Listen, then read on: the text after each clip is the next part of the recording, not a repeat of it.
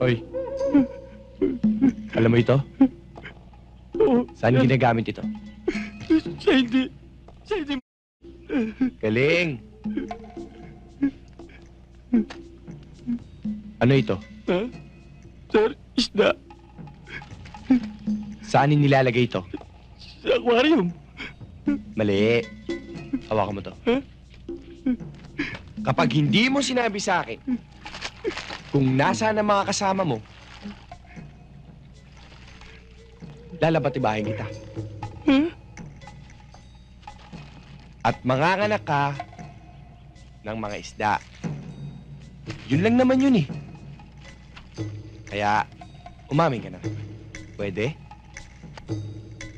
Akin na, ha?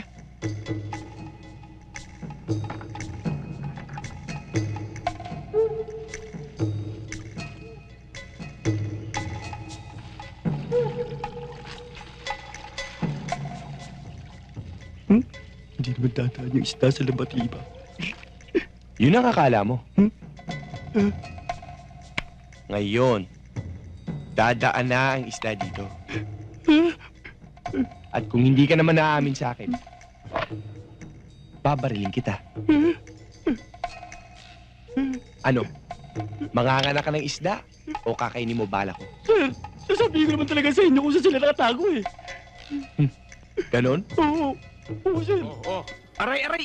Huwag mong hawakan. Masakit nga eh. Na paano yung mukha mo?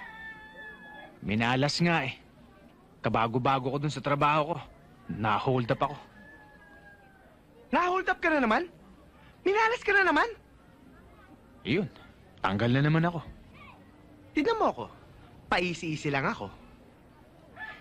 Ikaw, konting-konti lang ang lamang ng kagwapo mo sa akin eh. Ba't kaya hindi ka maghanap ng... Sugar mami. Tagal mo nang pinipilit sa akin yan. Alam mo, hindi ko kayang sikmurayan na ipapadala kong pera sa magulang ko ay galing sa babae ko. Kesa naman sa siyota mo. Eh, ikaw rin naman ang gumagastos dun ah. Siyempre, syota mo yun. Natural yun. O, Aber, paano ka makakabayad kay Felix 5'6"? Mamili ka nga. Prinsipyo o gutom? Sarap o hirap? Yung mabuhay ka o matigo ka? Hindi naman ako tumitigil ang paghahanap ng paraan eh. Pare, mas masarap yung mamatay ka sa sarap kaysa mamatay ka ng dilat. Alam mo, paniniwala mo yan. Hindi ko maalis sa'yo yan. Prinsipyo mo yan eh. Ako rin may sarili akong prinsipyo na hindi ko tatanggalin sa sarili ko kahit kailan.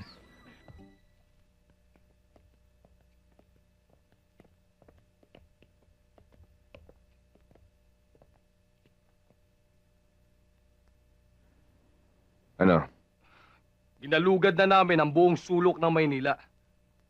Tinakot ko na ang lahat ng makakausap ko. Pero walang makapagturo sa amin kung nasaan ang sugo ng Tondo. Boss, para tayo naghahanap ng karayom sa bunto ng dayami, ah.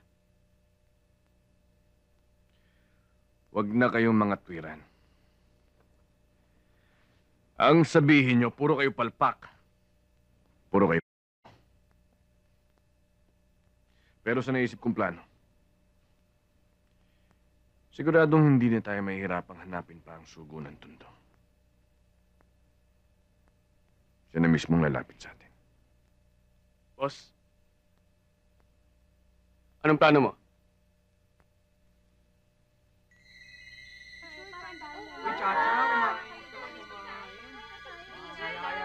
Ayun si Sugo, oh! Sugo! Hoy, Sugo! Palirin ka muna dito! Sugo!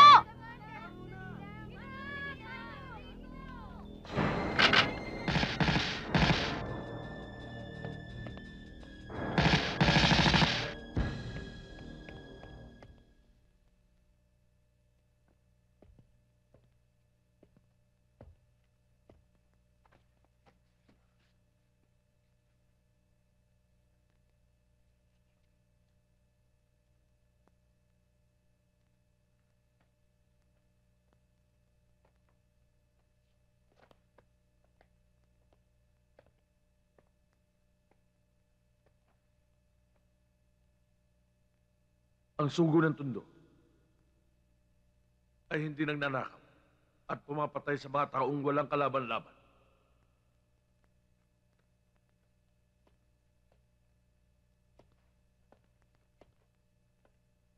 Ikaw ang nagsabi niyan, Father Angelo.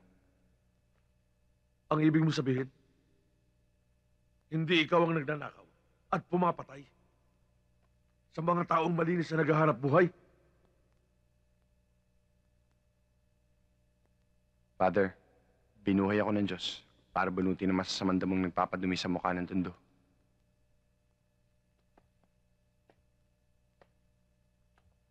Kung gano'n, sino ba ang nagnanakaw at pumapatay?